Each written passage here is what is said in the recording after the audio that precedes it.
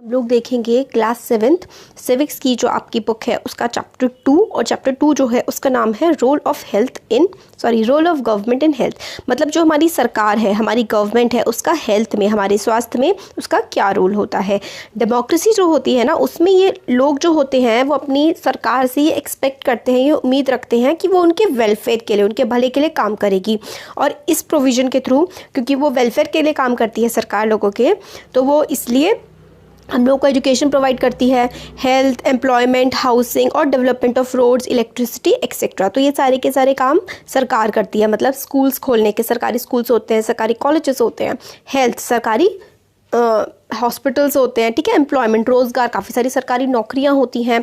और आवास विकास जो है वो एक तरीके से सरकार घर भी प्रोवाइड करती है लोगों को कई बार, है ना। तो और सड़कें बनवाती है, हमें बिजली प्रोवाइड करती है, ये सारी की सारी चीज़ें हमें सरकार देती है। और इस चैप्टर में हम इसी चीज़ के बारे में पढ़ेंगे कि किस तरीके से सरकार हम लोगों को हेल्थ केयर प्रोवाइड करने में मदद करती है। तो सबसे पहले हेल्थ केयर हमने पढ़ा, हेल्थ के बारे में हम बात कर रहे हैं। तो हेल्थ होती क्या है? We can think of health in many ways. हम लोग कई तरीके से हेल्थ के बारे में, स्वास्थ्य के बारे में सोच सकते हैं। Health means our ability to remains free of illness and injuries. Very wonderful definition, बहुत अच्छी। देखिए यहाँ से लेकर के यहाँ तक जो है ना, health means our ability to remain free of illness and injuries. Health का मतलब है हमारी एबिलिटी कि हम लोग इलनेस, बीमारियों से दूर रह सकें, ठीक है। हमारी हेल्थ अच्छी कब होगी, हमारा स्वास्थ्य कब अच्छा होगा? जब हमारे पास बीमारियों से दूर रहने की क्षमता हो। बट हेल्थ का मतलब सिर्फ डिसीज़ से, बीमारियों से तो नहीं होगा। आप काफ़ी सारी सिचुएशंस के भी एसोसिएट कर सकते हैं हेल्थ को कि this situation is not healthy, मतलब ये चीज़ अच्छी नहीं है हमारी हेल्थ के लिए। या फिर एज अ होल, हर किसी के लिए जो कंडीशन अच्छी नहीं होती, हम उसको ऐसा कह सकते हैं, this is not a healthy condition. A relation is not healthy, मतलब दो लोगों के बीच के संबंध अब ठीक नहीं रहे हैं, तो वो भी नॉट हेल्दी। इस तरीके से हम लोग इस्तेमाल करते हैं शब्द का। मगर हम लोग कई बार इस फैक्ट को इग्नोर कर देते हैं कि सारी की सारी चीज़ें एक तरीके से हेल्थ से रिलेटेड है। अपार्ट फ्रॉम डिसीज़ के अलावा, बीमारियों के अलावा, हम लोगों को काफ़ी सारे अदर फैक्टर्स भी अफेक्ट करते हैं, जो हमारी सिर्फ बीमारी होने से पहले भी काफ़ी सारे फैक्टर्स होते हैं ना। जैसे कि ड्रिंकिंग वाटर, अगर गंदा पानी होगा तो उससे कॉलरा वगैरह हो सकता है। पोल्यूशन फ्री एनवायरनमेंट हमें चाहिए होगा अगर हमें हेल्दी रहना है, नहीं तो फेफड़े खराब हो जाएंगे भाई, है ना, लंग्स में प्रॉब्लम होने लगेगी। और अदर हैंड, अगर हम लोग को एडिक्वेट खाना ना मिले और हम लोग बहुत ही गंदी, क्रैम्प्ड कंडीशन, ख़राब कंडीशन में रहें, तो इसका मतलब हम लोग इलनेस के लिए प्रोन हो जाते हैं, ज़्यादा चांसेस हो जाते हैं कि बीमार पड़ेंगे हम। तो ड्रिंकिंग वाटर अच्छा होना चाहिए, पोल्यूशन नहीं होना चाहिए, ठीक है, खाना अच्छा होना चाहिए और साफ़ सुथरी जगह होनी चाहिए। इससे हम लोग बीमारियों से बच सकते हैं। और हम लोगों को सबको एक्टिव होना पड़ेगा और अच्छी स्पिरिट्स में रहना पड़ेगा जो भी हम काम कर रहे हैं। मतलब जब हम लोग काम कर रहे होते हैं और अगर हम थका थका फील कर रहे हैं और कई महीनों तक या कई दिनों तक अगर हम लोग थका, डल सा, इनएक्टिव सा, एंग्शियस, डरे हुए हैं, स्केयर्ड से हैं काफ़ी लंबे समय तक, तो इसका मतलब है हमारी मेंटल कंडीशन ठीक नहीं है और ये भी एक मतलब बीमारी के लक्षण हैं। और ये सारे हम लोगों ने देखे वेरियस एस्पेक्ट्स थे हमारी हेल्थ केयर के। अब हमारे देश में हेल्थ केयर किस तरीके से है, तो हम ये देखिए यहाँ पे हम लोग को इसमें पता लगता है कि इंडिया जो है ना, सबसे ज़्यादा, हमारे पूरी दुनिया के सबसे ज़्यादा जो मेडिकल कॉलेजेस हैं ना, वो इंडिया में हैं और लगभग 15,000 नए डॉक्टर्स हर साल हमारे देश में बनते हैं। हेल्थ केयर फैसिलिटीज़ काफ़ी ज़्यादा अच्छी हो गई हैं। 1950 जब हमारा देश आज़ाद हुआ था, उस टाइम से लगभग, उस टाइम जो थे लगभग 2717 हॉस्पिटल्स थे और 1991 आते आते 11,000 से ज़्यादा हो गए और 2000 के टाइम पर 18,000 हॉस्पिटल्स बनाए जा चुके हैं। इंडिया में मेडिकल टूरिज़्म भी काफ़ी ज़्यादा होता है। मेडिकल टूरिज़्म क्या होता है? ये देखिए, इसमें क्या होता है ना, जैसे कि हमारा देश है ना, हमारे देश में डॉक्टर्स बहुत अच्छे हैं और इलाज भी कंपैरेटिवली बाकी देशों से सस्ता है, तो दूसरे देशों के लोग ना हमारे देश में इलाज करवाने आते हैं। ये होता है मेडिकल टूरिज़्म, ठीक है। तो काफ़ी ज़्यादा इंडिया इसमें भी काफ़ी पैसा कमा लेता है मेडिकल टूरिज़्म से। और इंडिया 3rd लार्जेस्ट प्रोड्यूसर है मेडिसिन इन द वर्ल्ड। अब तो हमारा देश ना वर्ल्ड की फार्मेसी के नाम से जाना जाता है। हम बहुत ज़्यादा मेडिसिन हमारे देश में बनती हैं और बहुत सारी हम लोग बाहर भी भेज देते हैं। अब ये तो हम लोगों ने पॉजिटिव पॉइंट्स देखे, इस वाले जो था इधर हमने सारी अच्छी अच्छी चीज़ें देखी। अब थोड़ी नेगेटिव चीज़ें देखते हैं कि क्या दिक्कतें हैं। काफ़ी सारे डॉक्टर्स जो हैं वो सिर्फ और सिर्फ शहरों में रहते हैं, गाँव में नहीं रहते। जो गाँव के लोग हैं उनको काफ़ी दूर तक ट्रेवल करना पड़ता है एक इलाज करवाने के लिए अपना। काफ़ी सारे number of doctors with respect to population is much less in rural areas. मतलब कितनी पॉपुलेशन पे डॉक्टर कितने होने चाहिए, उसका जो रेशियो है ना वो भी काफ़ी ज़्यादा ख़राब है। मतलब बहुत बड़ी पॉपुलेशन के लिए डॉक्टर की अवेलेबिलिटी नहीं है हमारे देश में। लगभग 5 लाख पीपल जो है ना, 5 लाख लोग ट्यूबरकुलोसिस TB की बीमारी से 5 लाख लोग हर साल मर जाते हैं। और ये इंडिपेंडेंस के टाइम से, आज़ादी के टाइम से ये नंबर चेंज नहीं हुआ है। और लगभग 2 मिलियन केसेस, 20 लाख केसेस आते हैं हमारे देश में हर साल जो है मलेरिया के, और काफ़ी लोगों की मलेरिया की वजह से डेथ भी हो जाती है। और लगभग हम लोग पूरे देश को साफ़ पीने का पानी नहीं प्रोवाइड कर पाए हैं। और 21% जो कम्युनिकेबल डिसीज़ है, कम्युनिकेबल डिसीज़ का मतलब होता है ऐसी डिसीज़ जो हम किसी दूसरे को ट्रांसफ़र कर सकते हैं या कोई दूसरा हमें ट्रांसफ़र कर सकता है। जैसे कि फ्लू, कोई छींकेगा तो आपको भी खांसी हो सकती है। मगर ऐसे जैसे कि बहुत सारी बीमारियाँ हैं, जैसे डायबिटीज़ हो गई, कैंसर हो गया, ये आपको दूसरे से पास नहीं होगी। तो जो बीमारी पास कर सकता है कोई इंसान आपको, तो वो कम्युनिकेबल, छुआछूत की बीमारियाँ, हवा में इससे फैलने वाली बीमारी जो होती हैं वो कम्युनिकेबल डिसीज़ होती हैं। कम्युनिकेबल डिसीज़ वाटरबॉर्न होती हैं बहुत सारी, जैसे कि डायरिया, वॉर्म्स, हेपेटाइटिस, गंदे पानी की वजह से ये फैलती हैं। हाफ चिल्ड्रन, आधे से ज़्यादा इंडिया के जो चिल्ड्रन हैं उनको एडिक्वेट खाना नहीं मिल पाता है, ज़रूरत के जितना खाना नहीं मिल पाता है, उनका अंडर न्यूट्रिशन है, मतलब उनमें न्यूट्रिशन की कमी है। तो in order to prevent and treat illnesses we need appropriate health care facilities such as health centre, hospital, laboratories for testing, ambulance service, blood bank etcetera. तो हम लोगों को बीमारियों से लड़ने के लिए हेल्थ केयर सर्विसेज चाहिए, हेल्थ केयर फैसिलिटीज़ चाहिए। जैसे कि हेल्थ केयर फैसिलिटी क्या हुई, हॉस्पिटल्स हो गए, क्लिनिक्स हो गए, लेबोरेटरी हो गए, जिसमें चीज़ों की टेस्टिंग हो सके, ब्लड बैंक हो सके। ये सारे ना क्वेश्चंस हैं, इतने हमारे लिए इतना भी ज़रूरी नहीं इनको पढ़ने की। India it is often said we are unable to provide health care services for all because government does not have enough money and facilities. तो इंडिया में कहा जाता है कि गवर्नमेंट के पास फैसिलिटी नहीं है, पैसा नहीं है। क्या ऐसा सच में है? आपको ऊपर पढ़ के लगा? तो ये है। तो इसका आंसर हाँ भी है और ना भी। पॉपुलेशन बहुत ज़्यादा है भाई, 130 करोड़ आबादी है ना, तो और डेवलपिंग देश है हम, तो इसलिए थोड़ी दिक्कतें तो हैं देश में।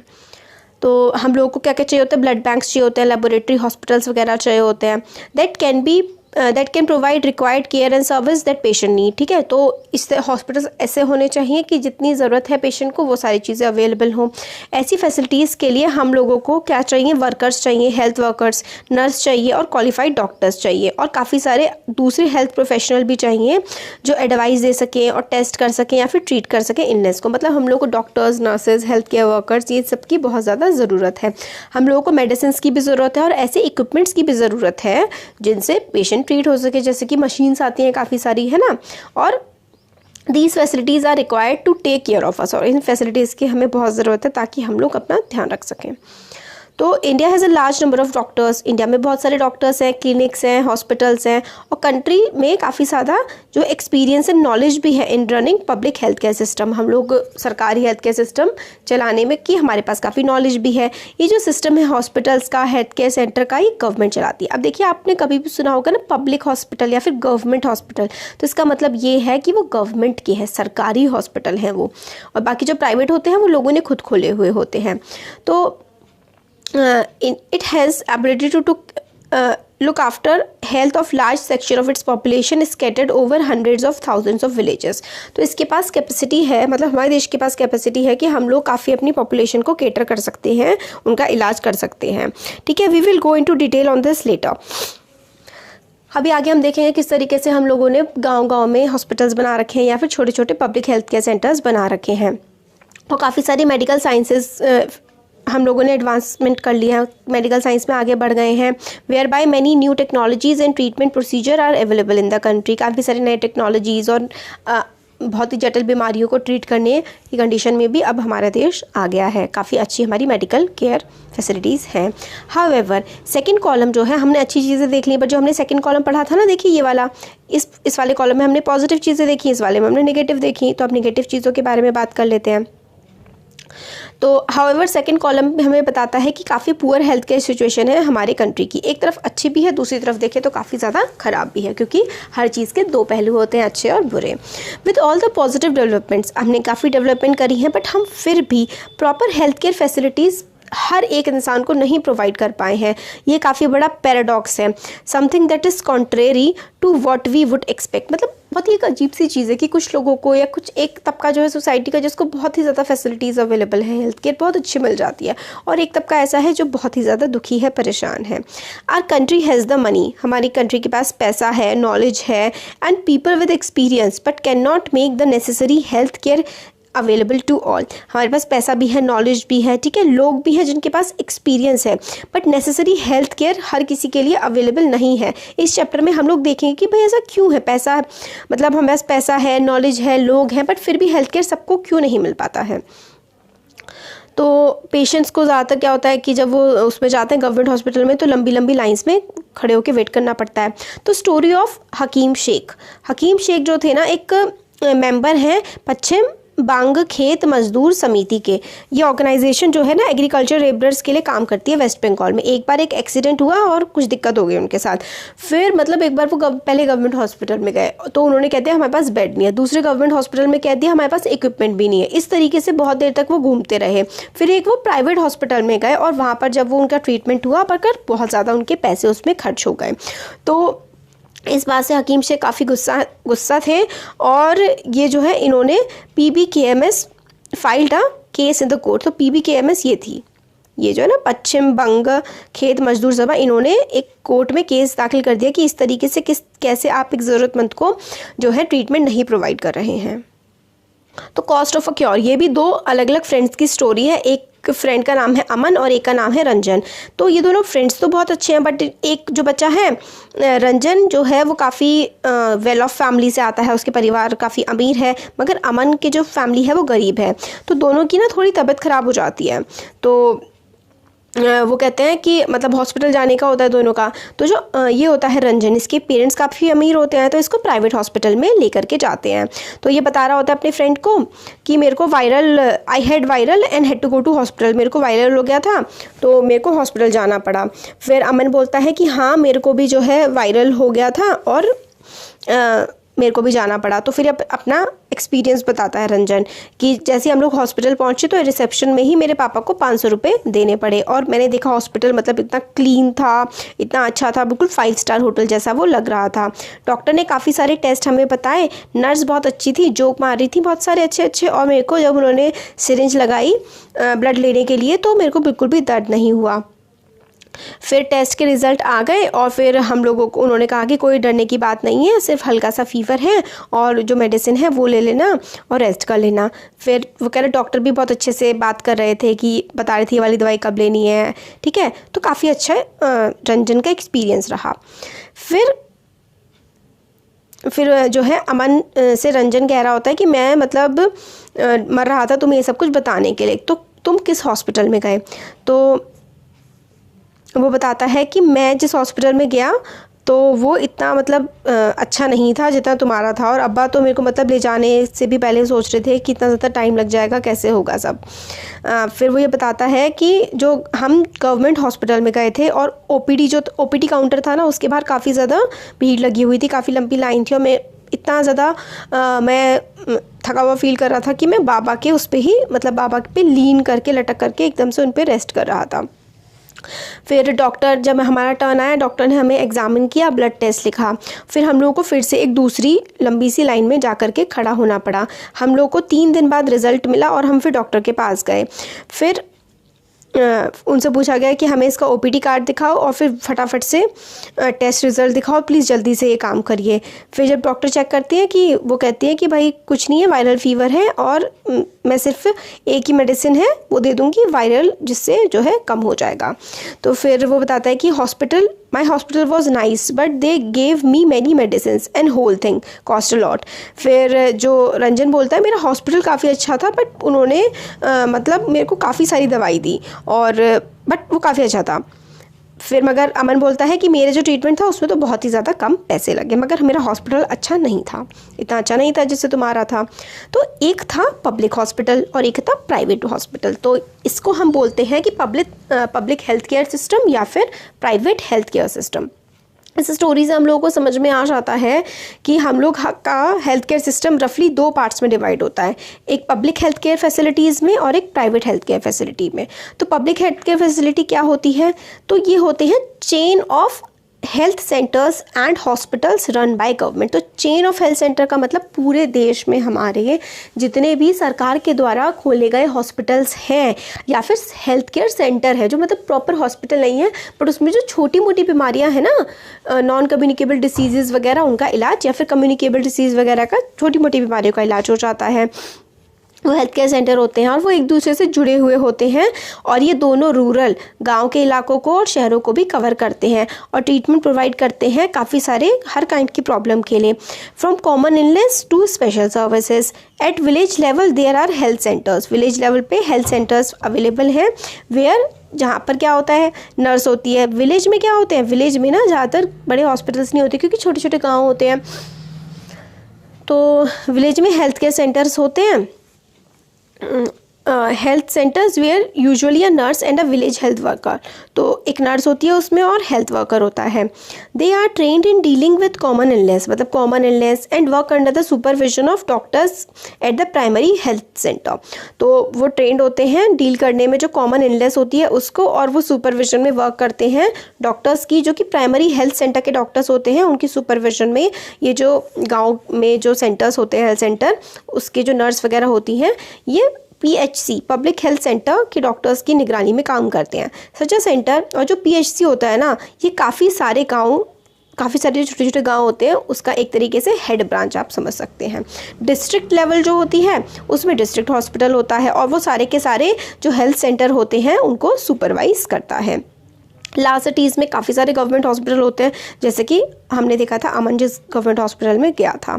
Health service is called public. Health service को पब्लिक कहा जाता है क्योंकि काफ़ी सारे रीजंस हैं इसके लिए। In order to fulfil its commitment of providing health care to all citizens, government has established these hospital and health centre. क्योंकि गवर्नमेंट, डेमोक्रेसी में गवर्नमेंट की रिस्पॉन्सिबिलिटी होती है लोगों का ध्यान रखना, इसलिए गवर्नमेंट जो है काफ़ी सारे हॉस्पिटल्स और हेल्थ केयर सेंटर्स को इस्टेब्लिश करती है। ऑल्सो काफ़ी सारे रिसोर्सेज, काफ़ी चीज़ों की ज़रूरत होती है इन सर्विसेज को चलाने के लिए, ठीक है। These services are obtained from the money that we the public pay the government as taxes. तो ये गवर्नमेंट जो है किस तरीके से हॉस्पिटल्स चला पाती है, क्योंकि हम लोग गवर्नमेंट को टैक्स पे करते हैं, हम टैक्स पे करते हैं, गवर्नमेंट के पास पैसा आता है और उन पैसे से ही गवर्नमेंट ही हॉस्पिटल्स या बाकी सारे काम कर पाती है। These such facilities are meant for everyone. ये फैसिलिटीज़ हर किसी के लिए होती हैं। One of the most important aspects, जो एक काफ़ी इंपॉर्टेंट एस्पेक्ट है पब्लिक हेल्थ केयर सिस्टम का, वो ये है is to provide quality health care. अच्छी हेल्थ केयर प्रोवाइड करना, या तो फ्री या फिर बहुत ही कम कॉस्ट पे। दिस इज़ वेरी इंपॉर्टेंट कि हेल्थ केयर जो सिस्टम है, पब्लिक हेल्थ केयर सिस्टम, उसका जो ऑब्जेक्टिव होता है ना, वो ये होता है कि सबको अच्छी हेल्थ केयर प्रोवाइड करना, या तो बिल्कुल फ्री ऑफ कॉस्ट या फिर काफ़ी सस्ते में। तो ये पब्लिक हेल्थ केयर सिस्टम का काम होता है। अनदर इम्पॉर्टेंट फंक्शन, जो काफ़ी इंपॉर्टेंट फंक्शन होता है पब्लिक हेल्थ केयर सिस्टम का, वो होता है प्रिवेंट करना, डिसीज़ फैलने से बचाना, जैसे कि TB, मलेरिया, जॉन्डिस, कॉलरा, इस तरीके के डिसीज़ को, डायरिया, चिकनगुनिया, इस तरीके की बीमारियां ना फैलें, इस बात का भी ध्यान रखा जाता है सरकार के द्वारा और गवर्नमेंट हॉस्पिटल्स के द्वारा। It has to be organized by government with the participation of people, otherwise it is not effective। तो ये जो है, मतलब गवर्नमेंट हॉस्पिटल्स हैं, ये गवर्नमेंट के साथ साथ लोगों की भी रिस्पॉन्सिबिलिटी होती है कि इनमें डॉक्टर्स के काम में और हेल्थ वर्कर्स के काम में मदद करें, बाधा ना पहुंचाएं। एग्जाम्पल के लिए, when taking up a campaign to see that mosquitoes do not breed, जब मतलब कि मॉस्किटोज ना पनपे, क्योंकि मॉस्किटो पानी, मतलब रुके हुए पानी में पनपते हैं ना, तो उसके लिए हमें क्या ध्यान देना पड़ेगा कि हमारी जो छतें हैं, हमारे आसपास के इलाके हैं, उसमें कहीं भी पानी ना ठहरे, ठीक है। तो देखिए यहाँ पे स्टार्टिंग में ना इस जगह है, वाई पे टैक्सेस, हम लोग टैक्स क्यों पे करते हैं भाई, हम लोग सिटीजन्स हैं, हम पैसा कमाते हैं। जो डिफेंस हो गया, पुलिस हो गया, जुडिशरी, हाईवे, ये सारी की सारी चीज़ें जो हैं सरकार के पास, हेल्थ केयर, एजुकेशन, एम्प्लॉयमेंट, कैसे पैसा आएगा, जो हम लोग टैक्स पे करते हैं ना, उन्हीं से ही पैसा आता है। और बाकी जैसे कोविड-19, कोरोना वायरस जैसी आपदाएं जो है, इनसे निपटने के लिए गवर्नमेंट को पैसे की ज़रूरत होती है, वो हम लोग टैक्स के थ्रू जब पे करते हैं तो गवर्नमेंट के पास पहुंचते हैं, ठीक है।